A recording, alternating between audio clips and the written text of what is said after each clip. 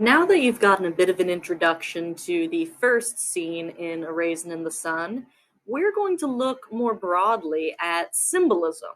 It's a literary device you've likely heard about that's used in all sorts of novels, not to mention songs, political campaigns, day to day life. So, we're going to look at what symbolism means and then turn specifically to A Raisin in the Sun and look at a few examples of symbolism from that play. So, you might think so far, what symbols have you seen in A Raisin in the Sun already? And so what? Who cares about symbols? But let's back up a bit. What is symbolism? So, symbolism is when you take something simple like a crown or a rose and a snake and you use it to represent a much bigger idea. These three, you probably can make some guesses to what they typically represent. Think about a crown. Well, crowns are often associated with royalty, kings and queens, monarchs. Crowns usually represent power or wealth, control. What about a rose? If you give someone a dozen roses, usually that represents love or affection. But roses also have thorns, so they can also represent danger, something that looks pretty, but you actually have to be cautious. Then we've got snakes. Snakes often represent cunning or cleverness. In certain religions, snakes represent evil. They're tied to the devil or some other evil force like that.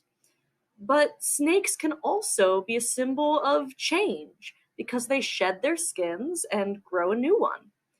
So you can see that just one simple idea, like a rose or a snake, can actually symbolize multiple very different things.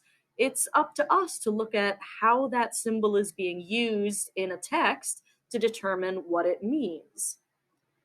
So to recap, a symbol is something usually tangible, that means touchable, something obvious in your face, real, that represents something else, usually intangible, an untouchable idea like love, cunning. I can't touch love, but I can imagine what it's like. Symbolism is the technique of using these symbols. Symbols are all around us. Writers use them, but we have to watch carefully to see, wait a minute, this looks like it means more than just a water bottle. So, what symbols have you noticed so far in the play?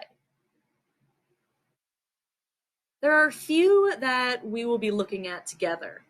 One is Mama's potted plant. It's struggling to grow, it desperately needs the light, but it's hanging in there. So, this plant can symbolize the younger family who are also struggling to get by. We can look at money as a huge symbol. We know that money is really important to many of the characters in the younger family, but it means slightly different things to each of them. Think about what money means for Travis, or for Beneatha, or for Mama. What does money represent for them? Another fun symbol in the first chapter are the eggs that Ruth makes for breakfast. Ruth asks her husband Walter what kind of eggs he wants. He says anything but scrambled, and she immediately makes scrambled eggs. What is she trying to imply with that? What could these eggs mean about their relationship?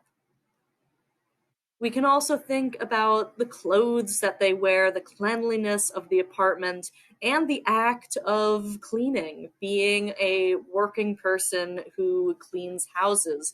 What does that represent for the characters? Beneatha goes to school. What does her study represent to her?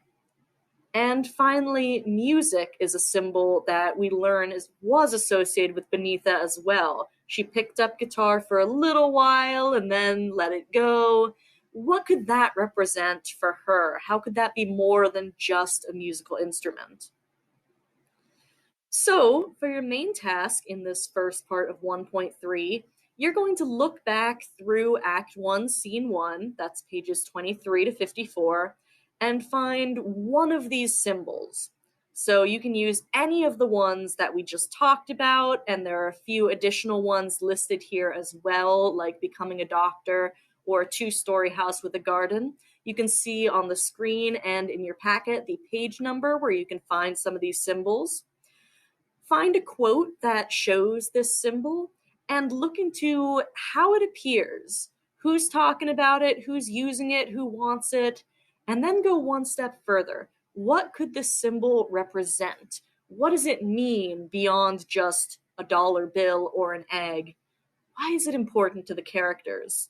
I mean, if giving someone a rose can mean you love them, think about what these symbols can mean in the context of this play.